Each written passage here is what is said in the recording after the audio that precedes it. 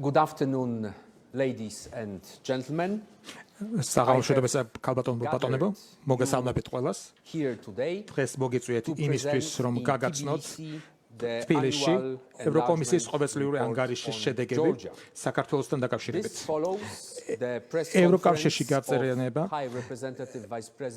ეს პროცესი მისდევს კაია კალასისა და კომისიორ მარტა კოსის პრეს კონფერენციას, რომელიც რამდენიმე წუთის წინ დასრულდა, რომელსაც თქვენ ალბათ მოусმინეთ. ევროკავშირში გაწევრიანება თითოეული ქვეყნის სტრატეგიული და სუვერენული უფლებაა და არჩევანია.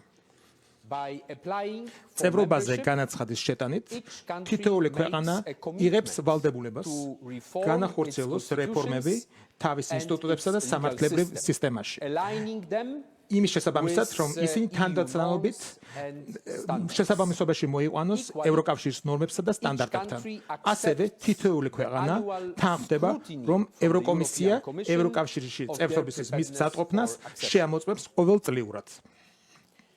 The progress made by all candidate countries ყველა კანდიდატი ქვეყნის, მათ შორის საქართველოს მიერ მიღწეული წინსვლა 2023 წლიდან ფასდება ევროკომისიის ყოველწლიურ დოკუმენტში, გაფართოების პაკეტში. ეს პაკეტი, რომელიც შედგება 10 კანდიდატი ქვეყნის ანგარიშიდან, მათ შორის საქართველოს, ესაა გამოქვეყნდა ბრიუსელში. ანგარიში წარმოადგენს ყოვლის მომცველ და ფაქტებზე დაფუძნებულ შეფასებას იმისა, თუ რამდენად წინ წავიდა საქართველოს ევროკავშირში გაწევრიანებაზე განაცხადის შეტანის დროს აღებული ვალდებულებების შესრულებაში. When applying for EU membership. Some of you may wonder why ზოგიერთ თქვენგან შეიძლება გაუჩნდეს კითხვა, თუ რატო ვამზადებთ ანგარიშს საქართველოზე, როდესაც გაფართოების პროცესი ფაქტობრივად შეჩერებულია. And when we have heard from და როდესაც მოვისმინეთ საქართველოს ხელისუფლებიდან, რომ ისინი არ არიან დაინტერესებული დაიწყონ მოლაპარაკებები გაწევრიანებასთან დაკავშირებით, თითქმის 4 წლის განმავლობაში. მიზეზი ნათელია. Enlargement is a merit-based გაფართოება ტრანსფორმაციული პროცესია, რომელიც მიღწევებზე არის დაფუძნებული და ანგარიში, რომელიც ყოველ წელს ქვეყნება, ეს არის შესაძლებლობა შევაფასოთ თუ რას მიაღწევს საქართველოს და რა ეტაპზეა საქართველოს თავის ევროკავშირის გზაზე. ის კიდევ ერთხელ ადასტურებს, რომ ევროკავშირის კარები საქართველოსთვის კვლავაც ღია რჩება. იმ პირობით, რომ ხელისუფლება გადადგამს აუცილებელ ნაბიჯებს.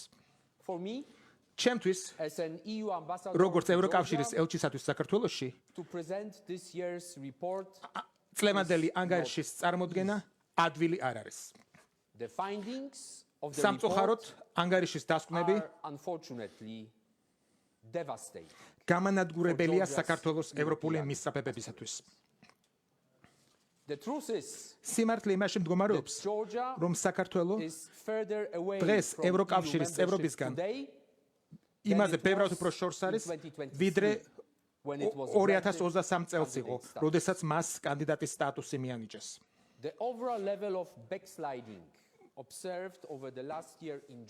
ბოლო წლის განმავლობაში საქართველოში უკუსვლის დონე აბსოლუტურად უპრეცედენტოა და მე ამას ვამბობ, ციტირებს სწორედ იმ წარმომადგენლებს, რომელთაც ჩემამდე ილაპარაკეს კაია კალასმა და კოლოსმა. ბოლო 12 თვის განმავლობაში სერიოზული უკუსვლა იყო გაფართოების ფუნდამენტურ პრინციპებთან დაკავშირებით, ასევე კანდიდატის სტატუსის მინიჭებასთან კომისიის რეკომენდაციებში.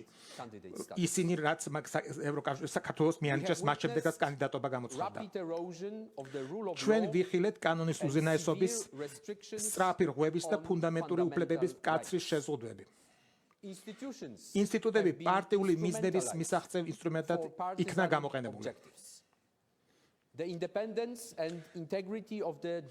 სასამართლო სისტემის დამოუკიდებლობას და მიუკერძოებას ძირი გამოუთხარა საკანონმდებლო ცვლილებებმა, რაც სასამართლოს მიტაცების რისკებს ქმნის. სისტემურმა რეპრესიულმა ქმედებებმა სამოქალაქო სივრცეს და მედიის დამოუკიდებლობას ზიანი მიაყენეს. Excessive use of force has taken place სამართალდამცავი ორგანოების მხრიდან ძალის გადაჭარბებული გამოყენება სრული დაუსჯელობის პირობებში მიმდინარეობდა.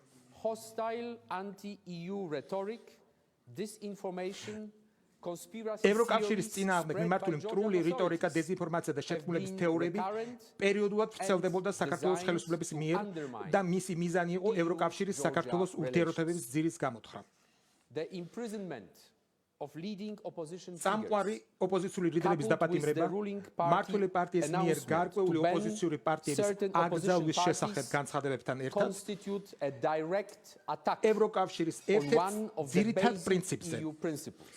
დემოკრატიულ პლურალიზმზე პირდაპირ თავდასხმას წარმოადგენს. Today's report დღევანდელ also ანგარიშში details ასევე დეტალურად since არის the აღწერილი, last year, რომ გასული წლიდან მოყოლებული Georgia's progress on საქართველოს the technical წინსვლა parts of EU standards ევროკავშირის სტანდარტების has ტექნიკურ slowed ნაწილთან down მიმართებაში significantly. მნიშვნელოვნად შენელდა. Georgia used to საქართველო be proud of being a ამაყობდა front runner ასოცირების შესახებ in the შეთანხმების implementation of განხორციელების the საკითხში association ლიდერობით. agreement. Unfortunately, სამწუხაროდ this is no ეხლა longer ეს the ასე case. აღარ არის. EU accession is ევროკავშირში and will გაწევრიანება remain to არის be და a იქნება transformative გარდაქმნელი process, პროცესი, dependent რომელიც on the თითოეული political ქვეყნის will ხელმძღვანელობის of each პოლიტიკურ ნებაზეა country's დამოკიდებული. leadership.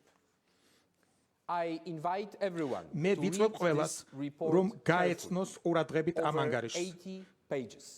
80 გვერდზე მეტია მასში. თქვენ ნახავთ საქართველოს წინსვლის რეალურ Against შეფასებას the EU membership ევროკავშირის requirements. წევრობის მოთხოვნებთან მიმართებაში.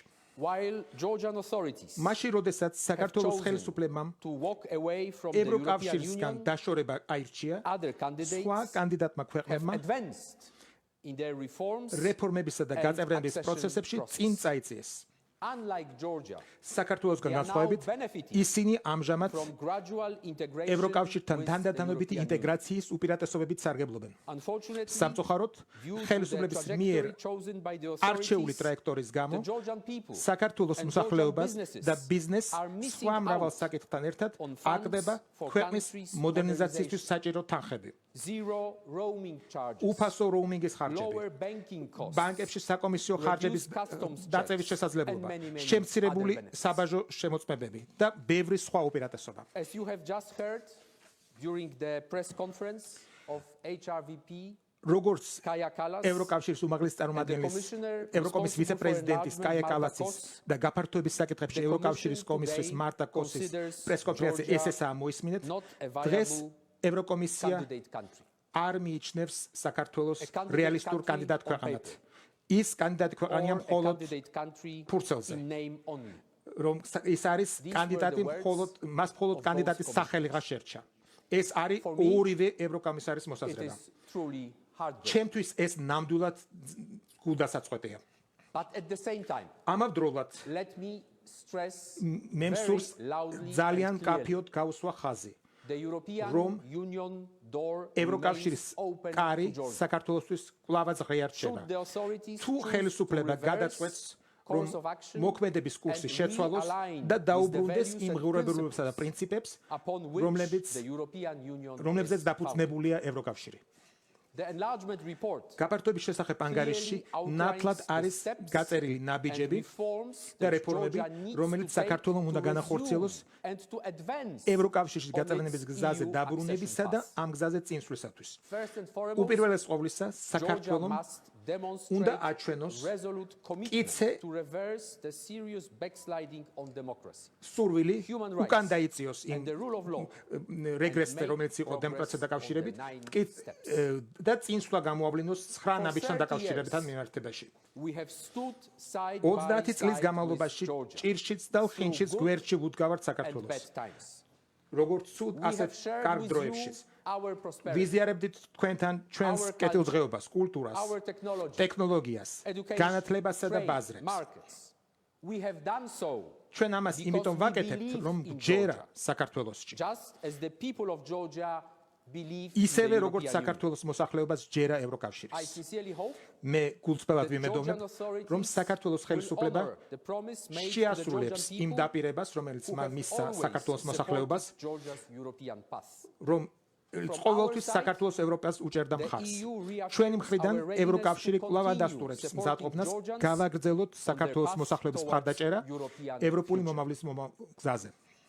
მაშინ, როდესაც ევროკავშირი არ წავა კომპრომისზე, ჩვენ ფუნდამენტურ ღირებულებებთან დაკავშირებით, ჩვენ ამავდროულად არ კარგავთ იმედს საქართველოსთან დაკავშირებით. ამ ანგარიში მოცემული დასკვნები არ უნდა იქნოს აღქმული როგორც საბოლოო წერტილი, არამედ როგორც მოწოდება ქმედებისაკენ და მოწვევა ვალდებულებების ხელახლა აღებისაკენ.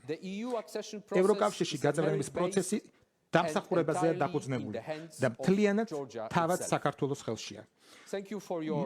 მადლობა თქვენი ყურადღებისათვის და ეხლა სიამოვნებით ვუპასუხებ თქვენს შეკითხვებს.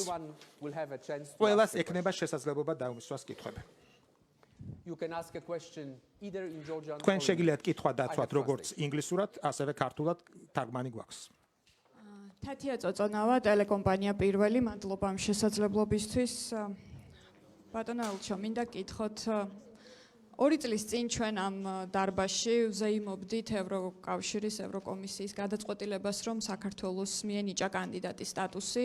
ახლა 2 წლის თავზე ჩვენ ვართ განსხვავებულ მოცემულობაში და გვეუბნებიან ბრიუსელიდან, რომ მხოლოდ ფორმალობა დარჩა ამ ეტაპისთვის საქართველოსთვის კანდიდატის სტატუსი. თუ არსებობს რაიმე მექანიზმი, რომ შესაძლოა საქართველოს კანდიდატის სტატუსით დაკარგოს ის, რაც აქვს უკვე მონაპოვარი, ასე ვთქვათ, ევროკავშირში ინტეგრაციის გზაზე. მადლობა.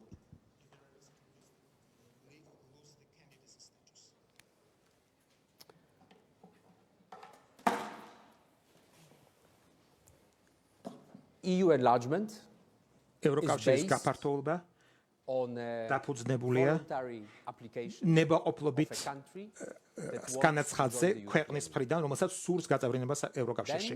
შემდეგ გადაწყვეტილება უნდა იყოს მიღებული ევროკავშირის მიერ, თავად ევროკავშირის მიერ, ჩვენი წევრი ქვეყნების მიერ, რომ მივიღოთ თუ არ მივიღოთ ეს განაცხადი ევროკავშირის წევრობაზე.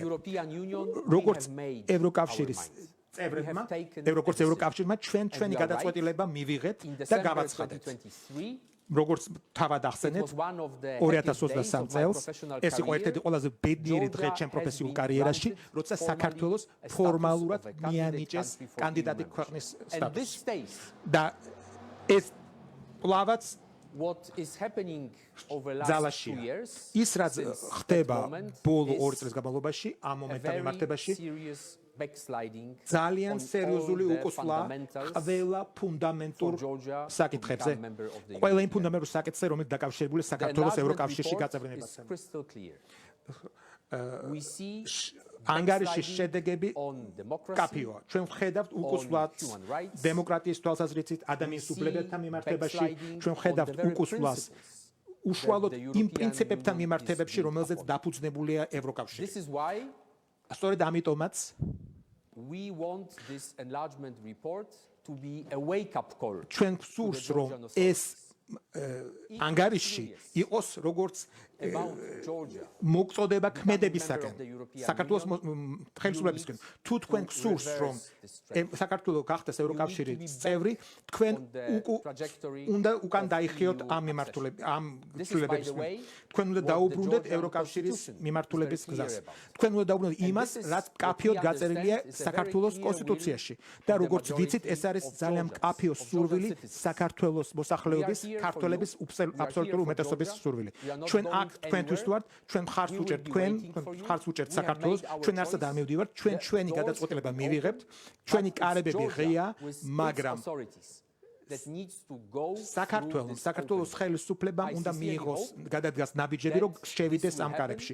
მე იმედი მაქვს, რომ ეს მოხდება და რომ ეს, როგორც თქვი, ძალიან მკაცრი, ძალიან გამანადგურებელი ანგარიში იქნება როგორც უბრალოდ მოწოდება ქმედებისკენ.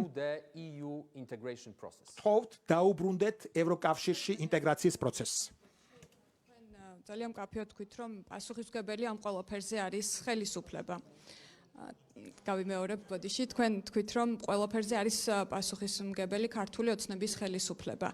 ისინი გვეუბნებიან და საზოგადოებას არწმუნებენ რომ 2030 წელს საქართველო იქნება ყველაზე მზადა ევროკავშირში გაწევრიანებისთვის და მათ აქვს წორება 2030 წლის ევროკავშირის გაფართოებაზე. რამდენად რეალისტურია ამ გადმოსახედიდან ის რომ საქართველო შესაძლოა 2030 წელს გახდეს ევროკავშირის წევრი?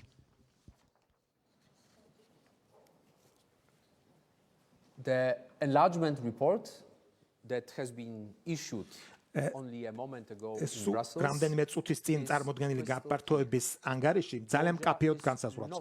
საქართველო არ მიდის იმ ტრაექტორიით, რომელიც ევროკავშირში წევრობას მოიტანს. არც 2030 წელს, ან უფრო გვიანაც.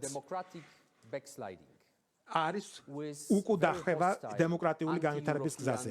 არის ძალიან მტრული ანტიევროპული დეზინფორმაციის კამპანია, რომელიც მეორდება ძალიან მაღალ დონეებზე ხელისუფლების. ხდება ეროზია ძირითადი თავისუფლებებისა და უფლებების მოსახლეობისა, რაზეც დაფუძნებულია თავად ევროკავშირი. ეს არის აზრის თავისუფლება, გამოხატვის თავისუფლება, ადამიანის უფლებები. საქართველო ვერ გახდება ევროკავშირის წევრი, სანამ არის უკუსლა ამ მიმართულებებით. მეორეს მხრივ, ჩვენ მზადა ვართ ვიმუშაოთ საქართველოს ხელისუფლებას და რათა შევცვალოთ ეს ძალიან სამწუხარო სიტუაცია. თქვენ მოგეხსენებათ, რომ ეს ანგარიში შემუშავდა 33 ევროპული ინსტიტუტის მიერ, 9 სააგენტოს მიერ. წარმოიდგინეთ, რამდენი ადამიანი იყო ჩართული, რამდენმა ადამიანმა ჩადო თავისი ენერგია და ძალისხმევა ამ ანგარიშის შემუშავებაში. ეს ადამიანები იქ არიან ბრუსელში და ჩვენ აქ ვართ, მე და ჩემი პერსონალი ევროკავშირის წარმომადგენლობაში, სწორედ იმისთვის ვართ, რომ დაგეხმაროთ, რომ ხელი შეუწყოთ საქართველოს წინსვლას, რომ საქართველო იყოს წარმატებული მაგალითი. მაგრამ ამისათვის საჭიროა კეთილი ნება საქართველოს ხელისუფლების მხრიდან, რომლებმაც უნდა მისდიონ იმ საბაზისო წესებს, იმ საბაზისო პრინციპებს, რომელზეც დაფუძნებულია ევროკავშირი. ანა ჩხიკვაძე, ტელეკომპანია იმედი. მაშინ როცა ევროკომისია ანგარიში წერს, რომ საქართველოში პროგრესი არ არის, პარალელურად ჩვენ გვაქვს მათ შორის ევროკომისიის მიერ გამოქვეყნებული სხვადასხვა კვლევა და მონაცემები, სადაც საქართველო არის მოწინავე ადგილზე და ასეთი რამდენიმე კვლევა მაქვს და თუ დაგაინტერესებთ, გაგაცნობ შემდეგ, ეს არის მართლმსაჯულების სისტემაში კორუფციასთან ბრძოლის მიმართულებით, მთავრობის გრძელვადიანი ხედვის მიმართულებით და სხვადასხვა სფეროში. ამ მიმართულებით საქართველო უსწრებს როგორც კანდიდატ წევრ ქვეყნებს, ასევე ზოგადად იკავებს მოწინავე ადგილებს ამ სხვადასხვა კვლევაში. მაშინ რას თუ არ ითვალისწინებს ევროკომისია საკუთარ ანგარიში ამ მონაცემებს და კვლევებს, მაშინ რას ითვალისწინებს და ხომ არ აჩენს ეს განცდას, რომ თითქოს ეს ანგარიში შეიძლება იყოს პოლიტიკური მოტივებით ნაკარნახები?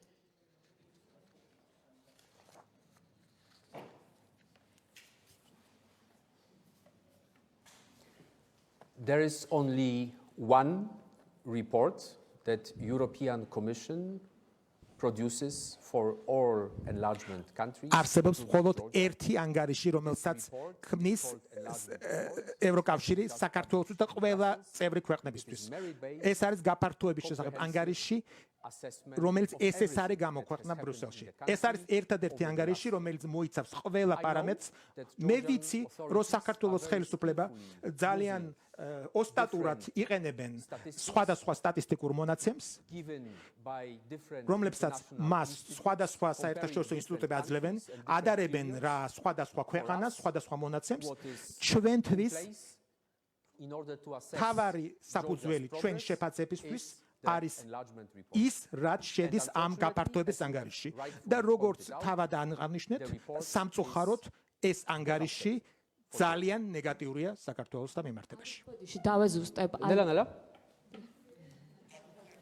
ამ ანგარიშის დაწერის დროს არ ითვალისწინებს ევროკომისია, როგორც მივხვდი, საერთაშორისო სტატისტიკას, რომელზეც მათ შორის თქვენი საუბრეთ, როგორც ასეა, ხო, როგორც თქვენი ნათქვამიდან გამომდინარე მივხვდი.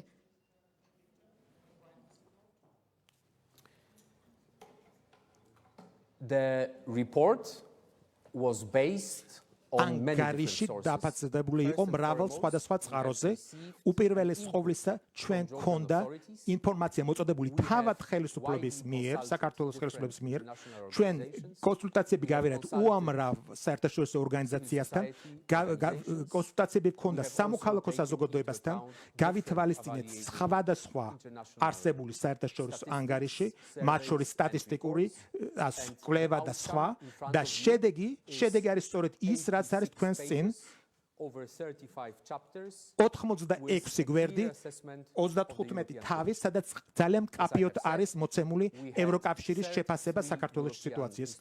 როგორც უკვე ვთქვი, 33 ევროპული ინსტიტუტი იყო ჩართული ამ ანგარიშის შეფასებაში, 9 სააგენტო, უამრავი ადამიანი ძალიან დეტალურად ახორციელებდა ანალიზს საქართველოს სიტუაციის, რათა შექმნილი იყო ეს ანგარიში. და კიდევ ერთხელ მიმეორებ, ეს პროგრესის ანგარიში არის ერთადერთი ინფორმაცია, ერთადერთი ანგარიში, რომელსაც თქვენ ვიყენებთ. თუ შეიძლება, მინდა გკითხოთ 4 ოქტომბრის მოვლენებთან დაკავშირებით, რომელზეც კითხვა მათ შორის საქართველოს ხელისუფლების მხრიდან არაერთხელ დაისვა, გმობს თუ არა ევროკავშირი 4 ოქტომბრის შტურმს პრეზიდენტის სასახლეზე და შეფასდა თუ არა ეს როგორც ხელისუფლების ძალადობრივად შეცვლის მცდელობად.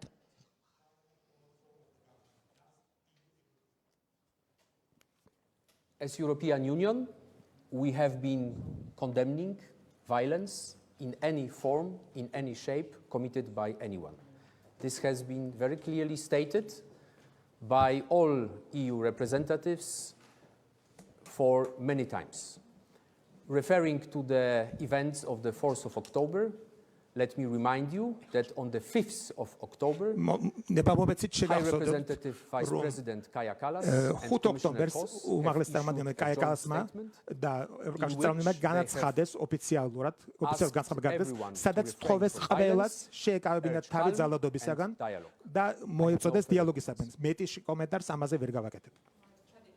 თემასთან დაკავშირებით თუ შეიძლება მოგესალმებით თეკლა ბესტავაშვილი, ტელეკომპანია პოსტევი. მე მინდა გკითხოთ, თქვენ არასდროს გაგიგეთებიათ პირდაპირ განცხადება ამასთან დაკავშირებით და არასდროს არ დაგიგმიათ 4 ოქტომბრის მოვლენები, არც პრეზიდენტის სასახლეზე შტურმი და არც ხელისუფლების დამხობის მცდელობა. ანუ რა არის ის ფაქტორი, რის გამოც ამას პირდაპირ ორაზროვნების გარეშე არ საუბრობთ ამაზე და არ გმობთ? თუ შეიძლება რომ განმარტოთ.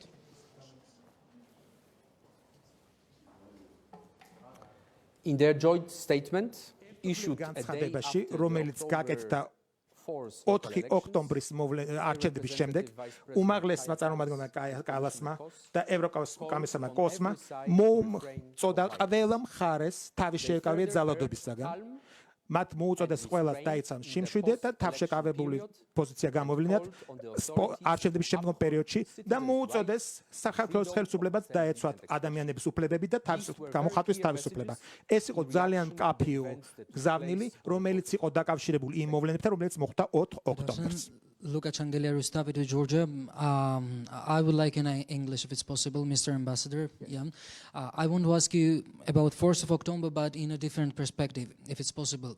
We've heard, like, I was hearing the briefing of the Kaja Kallas and also the Martakos. They are always talking about Georgian Dream, the ruling party of Georgia, and about the government. You're talking directly to the Georgian Dream and the authorities when you want to say something, but we've never heard anything about the opposition parties that organize the revolutionary scenarios in Georgia, right? And you've seen, I guess, everything that happened in Tbilisi already a month ago, right? We've seen the city streets burning down, also we've seen the people who are trying to go inside the presidential palace, also we've seen the injured police officers here in Georgia, and Ukraine, etc. In these kind of actions, are you seeing anything to need to be, for example, condemned from the side of the Georgian opposition, and can you say directly to the Georgian opposition not to take actions like that, human actions like that? I'm asking about 4th of October and not the violence from every side of Georgian people. I'm asking about the actions of the Georgian opposition.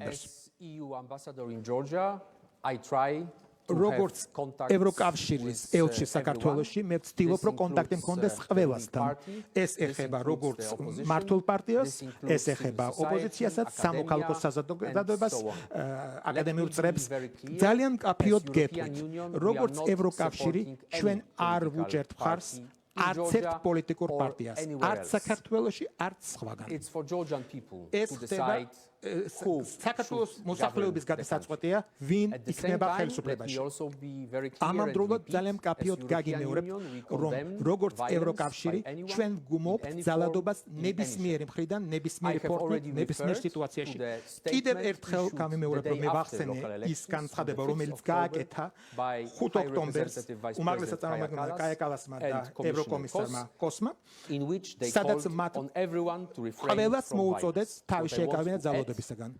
that as EU მე სურს დავამატო რომ როგორც ევროკავშირის წარმომადგენლობა როგორც საელჩო 27 European ჩვენ 27 საელჩოსთან ერთად რომელიც საქართველოში ოპერირებენ მათ შორის 25 ევროკავშირის წევრი სახელმწიფო საელჩო და 2 არაევროკავშირის წევრი სახელმწიფო საელჩო არჩევნებამდე 10 დღით ადრე უპრეცედენტო ადგილობრივი განცხადება გავაკეთეთ, სადაც ყველა მხარეს მოუწოდეთ სიმშვიდისაგან და არ გამოუწოდეთ, რომ არ გამოეყენებინათ ძალადობა. თქვენ შეგიძლიათ ეს განცხადება ნახოთ ჩვენს ვებგვერდზე, ან ნებისმიერი ამ დანარჩენი 27 სახელმწიფოს საელჩოების ვებგვერდებზე. სოფოვარდიაშვილი ტელეკომპანია ფორმულა. Thank you. სოფოვარდიაშვილი ტელეკომპანია ფორმულა. მოვისმინეთ განცხადებები, რომ ამ ეტაპზე საქართველოს ევროკავშირისკენ გზა არ აქვს, რომ ეს გზა დე ფაქტო შეჩერებულია. ამ ვითარებაში როგორ გააგრძელებთ ფორმალურ თუ პრაქტიკულ დონეზე ურთიერთობას, როგორც ქართული ოცნების ხელისუფლებასთან, ასევე საზოგადოებასთან, რომელსაც მუდმივად უცხადებთ მხარდაჭერას და რომელიც ჩართულია აქტიურად პროტესტში. მით უმეტეს იმ ფონზე, როდესაც ქართული ოცნება აგრძელებს ევროკავშირის საწინააღმდეგო რიტორიკას და ევროკავშირს ადანაშაულებს იმაში, რომ მან გადაუხვია ფუნდამენტურ ევროპულ ღირებულებებს და ევროკავშირში გაწევრიანება იქნება შესაძლებელი მას შემდეგ, რაც ევროკავშირი დაუბრუნდება ამ ღირებულებებს. მეორე კითხვაც მაგ ბარემ აქვე ვიკითხავ ესეცების ამ საკითხს უვიზო მიმოსვლის შესაძლო შეჩერებაზე მინდა კითხოთ. რამდენად არსებობს ამის შანსი, რამდენად შეიძლება ეს მასობრივად შეეხოს საქართველოს მოქალაქეებს თუ ეს დარჩება მექანიზმად კონკრეტული ქართული ოცნების მაღალჩინოსნების წინააღმდეგ. მადლობა. The European Union doors remain open.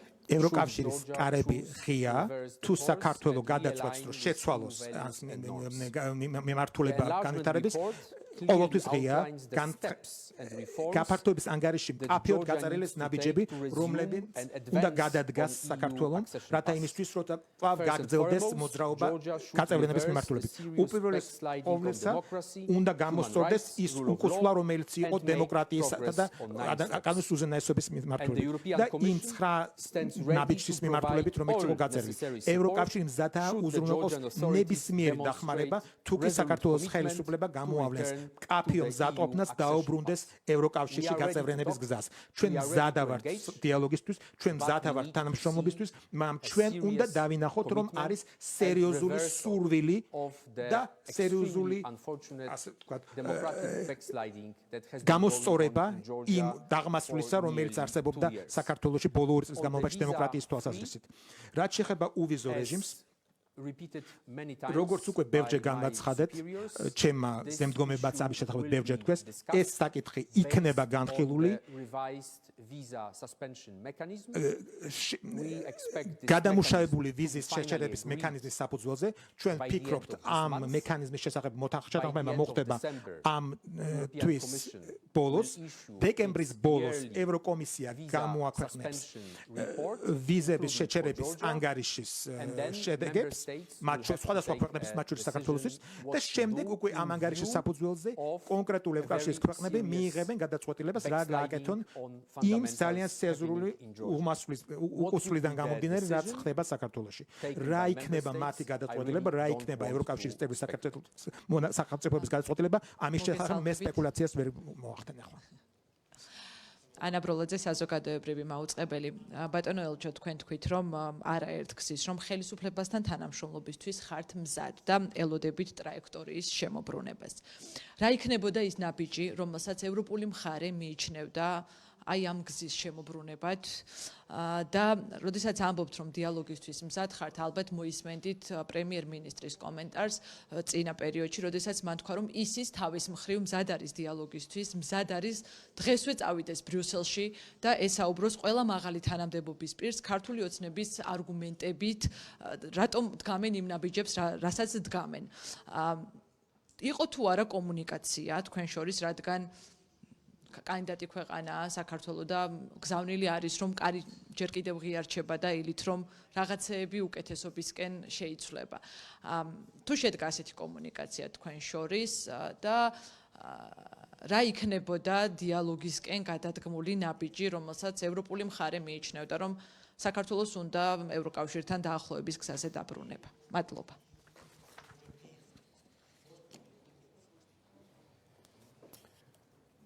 Already since June last year, European institutions have decided ივნისიდან to დაწყებული the level of contacts with უკვე Georgian authorities. მაშინვე გადაწყდა ევროკავშირის ინსტიტუტებმა გადაწყვეტს რომ შემცირებულად კონტაქტები საქართველოს ხელისუფლებისგან. ეს იყო რეაქცია, ეს იყო შედეგი იმ არადემოკრატიული კანონმდებლობის მიღებასთან დაკავშირებით, რომელიც შემოიღოს საქართველოში. We are ჩვენ sending message კაფიო გზავნილს გუგზავნით საქართველოს მუდმივად გუგზავნით გზავნილებს და მუდმივად გთხოვთ დაუბრუნდეთ ევროკავშირის ინტეგრაციის გზას, გთხოვთ დაიცავით ის ვალდებულებები, შეასრულეთ ის ვალდებულებები, რომელიც თავად საქართველოს ხელისუფლებამ იკისრა, როდესაც განაცხადა სურვილი ყოფილიყო ევროკავშირის წევრი. მაგრამ გასული წლის განმავლობაში არანაირი სერიოზული მცდელობას არ შევესწარეთ. არანაირი სერიოზული მცდელობა არ ყოფილა ამ უკუსვლის გამოსწორებისა. პირიქით, ანგარიში ამას ძალიან კაფეოთ ამბობს, რომ ჩვენ გავხდით მოწმები ძალიან სერიოზული უკუსვლისა, ყველა ფუნდამენტური საკითხის მიმართულებით, მათ შორის ადამიანის უფლებების, კანონის უზენაესობის, დემოკრატიის მიმართულებით და ეს არის ისეთი საკითხი, რაც აბსოლუტურად შეუთავსებელია იმ ქვეყნის რეპუტაციას, რომელსაც სურს გაწევრიანდეს ევროკავშირში. საქართველოს ხელისუფლებამ ძალიან კარგად იცის რა უნდა გააკეთოს, რათა საქართველოს კვლავ გახდეს მოწინავე ამ ევროკავშირში გაწევრიანების გზაზე. მათ ამის შესახებ ძალიან კარგად იცის და ამისთვის საჭირო იმის მაგივრად, რომ მოხდეს ევროკავშირის დემონიზაცია, კონსპირაციის თეორიების, შეთქმულების თეორიების გავრცელების მაგივრად ევროკავშირის შესახებ, მათ უბრალოდ უნდა შეცვალონ კურსი და დაუბრუნდნენ ინტეგრაციის გზას. ჩვენი მხრივ, ჩვენ მზად ვართ ამ თანამშრომლობისთვის, მაგრამ უნდა დავინახოთ ესეთი ნაბიჯები. სამწუხაროდ, ბოლო თვეების განმავლობაში ამას ჩვენ ვერ ვხედავთ. Hello, Mr. Ambassador. Nino Gelashvili, Radio Free Europe, Radio Liberty, Georgian Service.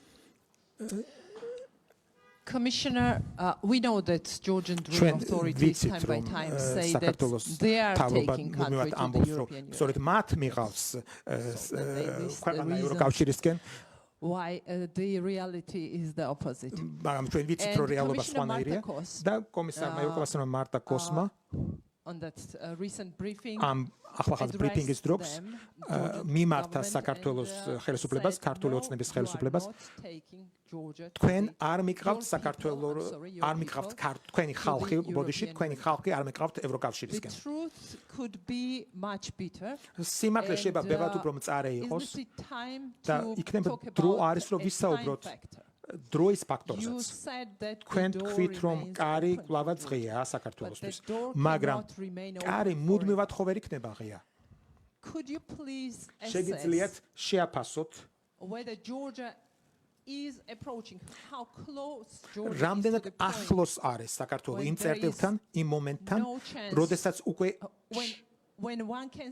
როცა ადამიანს შეშებდეთ თქვათ რომ საქართველო ვეღარ მიიღებს მონაწილეობას ევროკავშირის გაფართოებაში, იმიტომ რომ საქართველო ამჟამად როგორც თავად თქვით, მაქსიმალურად უკვე შორს არის ევროკავშირის წევრობისგან. მაგრამ ის მაქსიმალურად ჩამორჩენია იმ სხვა ქვეყნებისგან, სხვა კანდიდატ ქვეყნებისგანაც, როგორც უკრაინა ან მოლდოვა, რომლებთანაც ერთად მოძრაობდა საქართველო. ანუ ჩვენ მივახციეთ იმ მომენტს, ანუ ახლოს ვართ იმ მომენტთან, თუ უკვე გადავლახეთ ის ბარიერი, რომლის მიღმა უკვე აღარ არის გამოსწორების საშუალება. I need to be very careful what I'm going to say, and I think that the best answer to your question would be to refer to what Commissioner Kos just said a few moments ago. She said that Montenegro, a country which is most advanced in EU accession, hopes to finalize accession negotiations by the end of 2026. გაწევრიანებაზე დასრულდება 2026 წლის ბოლოს. ეს მონტენეგროს შემთხვევაში. კომისარმა კოსმა თქვა, რომ ალბანეთი იმედოვნებს დაასრულოს ეს მოლაპარაკებები გაწევრიანებაზე 2027 წლისთვის. მან ასევე აღნიშნა, რომ უკრაინაც და მოლდოვაც იმედოვნებენ ამ მოლაპარაკებების დასრულება გაწევრიანებაზე დაასრულებენ 2028 წელს. მან ახსენა 4 ქვეყანა კონკრეტული თარიღების მიდიდებით, ანუ შემდგომი გაფართოების, ევროკავშირის შემდგომი გაფართოების კონტექსტში. მას სამწუხაროდ არ უხსენებია საქართველო გაფართოების შემდეგი ეტაპის ფარგლებში. თქვენი კითხვა იყო არის თუ არა უკვე ძალიან გვიან? არა, არასდროს არ არის. ჩემი პასუხი არასდროს არ არის ნაბედანი გვიან, არასდროს არ არის ნაბედანი გვიან და მას შემდეგ რაც ვიცხოვრე და განვიცადე საქართველო, ქართველები ახლოს 3 წელიწადზე მეტია რაც აქ ცხოვრობდა ვარ, მე დარწმუნებული ვარ, რომ თუ იქნება სურვილი, იქნება საშუალება ამის მიღწევის. რა გვაკლია ახლა? გვაკლია ზადყოფნა, გვაკლია სურვილი. მე იმედი მაქვს, რომ კვლავაც არსებობს შანსი საქართველოსთვის, რომ გახდეს შემდეგი ევროკავშირის შემდეგი გაფართოების ნაწილი. და იმ შემთხვევაშიც კი, თუ ეს ასე არ მოხდება, იმ ტრაექტორიდან გამომდინარე, რომელიც ამჟამად აიღო საქართველოს ხელისუფლებამ, შემდეგი გაფართოება არ იქნება უკანასკნელი გაფართოება, ასე რომ კვლავაც იქნება იმედი მომავალშიც. მაგრამ ჩვენ ყველამ ვიცით, რა ძნელია რამ რთულად იბრძოლა საქართველოს თაობებმა, რათა ამ მომენტისთვის მიაღწიათ. როგორ იბრძოდა საქართველოს მოსახლეობა, რომ ამისთვის მიაღწია ამ მომენტზე, რომ საქართველო გამხდარიყო ევროკავშირის სრულპარლამენტარული წევრი. ამ შესაძლებლობის დაკარგვა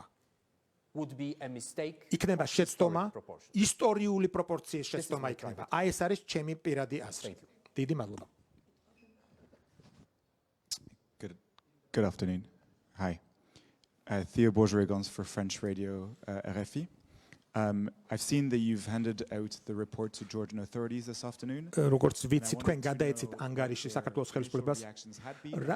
რა რეაქცია იყო მათგან? რა რეაქცია იყო საქართველოს ხელისუფლებიდან? როგორც ვიცი, თქვენ არ ქონიათ მაღალი დონის შესახვედრები საქართველოს ხელისუფლებასთან 2024 წლის ივნისიდან მოყოლებული. ანუ შეიძლება სამართლიანად ვთქვათ, რომ არ არის კონტაქტი თქვენსა და ხელისუფლების შორის ამ წინსვლის მისაღწევად. I can confirm I was instructed to formally hand over the report to მივიღე ინსტრუქცია ფორმალურად გადამეცა ანგარიში საქართველოს ხელისუფლებას და სწორედ ეს თქვენი 2 საათის წინ მე ვიყავი საგარეო საქმეთა სამინისტროში საგარეო საქმეთა მინისტრის პირველი მოადგილე შემხვდა და თუ გაინტერესებს საქართველოს პოზიცია ამის შესახებ უნდა კითხოთ საქართველოს ხელისუფლებას რაც შეეხება ჩვენ EU institutions policy of ევროკავშირის ინსტიტუტების პოლიტიკისა რო არ კონდეს მაღალი დონის კონტაქტები I sincerely hope ჩვენ შევხედავთ ამ საკითხს ჩვენ დიდი იმედი მაქვს რომ სწორედ აი ეს ანგარიში განხორციელების შესახებ იქნება ასე ვთქვათ მოწოდება მოქმედებებისათვის საქართველოს ხელისუფლებასთან მიმართებაში რომ შეიცვალოს ეს განვითარების სტრატეგია და საქართველოს დაუბრუნდება ევროკავშირში ინტეგრაციის გზას. ეს არის ჩემი იმედი, მაგრამ ყველაფერი ამ შემთხვევაში არის საქართველოს ხელისუფლების ხელში.